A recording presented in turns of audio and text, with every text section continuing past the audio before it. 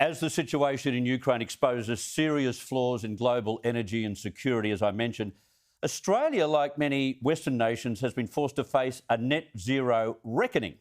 Years of demonising fossil fuels, blocking power and mining developments, and increased reliance on renewable energy have now backfired as demand for Australian resources skyrockets in Europe for all the obvious reasons. So it was refreshing this morning to read Judith Sloan's column in The Australian comparing Labor and the Coalition's climate policies ahead of this federal election. Joining me now is economist and columnist for The Australian, Judith Sloan. Judith, welcome to the program. Some in the Coalition would have us believe that the climate policies of the major parties are closer than they ever have been before. You don't buy that, though? Hello, Chris.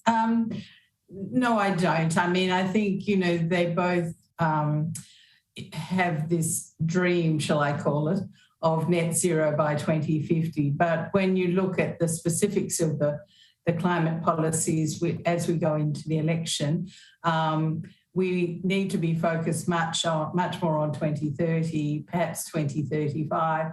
And there are very big gaps between the policies of the two parties. It's something I think, though, interestingly enough, Labor is happy to bury. Let's not forget that they put this policy out towards the end of last year. Our interest in politics had waned. COVID was still running hot. So I don't think they really wanted it particularly analysed. Yeah. Labor wants to legislate this net zero commitment. Does it need to be legislated? Well, it's a very risky thing to do. So quite a large number of countries have signed up to the dream, but a much fewer number of countries have legislated. So the UK has legislated, New Zealand has legislated, but plenty of countries have not. Now, one of the troubles with legislating is that it gives a lever for the activist lawyers. So essentially, they can use the legislation to try and prevent all sorts of developments, often fossil fuel developments, of course. But I did cite a case in the UK where some local activists didn't want roads repaired because if you repair the roads, then more people will drive on them and that will increase emissions. So I thought that was a great example. Yeah, so it's a rod for your own back in many ways. But Labor plans to legislate. Yeah, exactly. And the interesting thing about the legislation, it of course will have to go through the Senate and it will have to be negotiated with the Greens, really.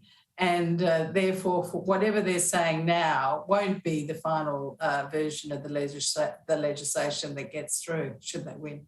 Bill Shorten didn't cost his climate change policy in 2019. We've got dueling costings from both major parties. Are they believable? No, they're not. They're just basically assumption-driven. Labor got a firm that has absolutely no reputation in modelling. It's a really complicated, really specialised thing to do. And there are probably only a couple of figures in Australia who you would actually kind of put your money on. So I think, the whole 600,000 more jobs, lower energy bills and the like, I'd be taking that with a grain of salt. So with what's happening with Europe trying to sever its ties with Russia's oil and gas, could it be that the more conservative approach to renewable transition is still attractive for voters at the ballot box? Look, I think Ukraine means this is all a big rethink, Chris. So maybe when we've got more time, we should go through that rethink. But that is, I think, what the viewers should be considering at this point. Yeah. Judith Sloan, thank you very much for that analysis. Appreciate it. Thank you.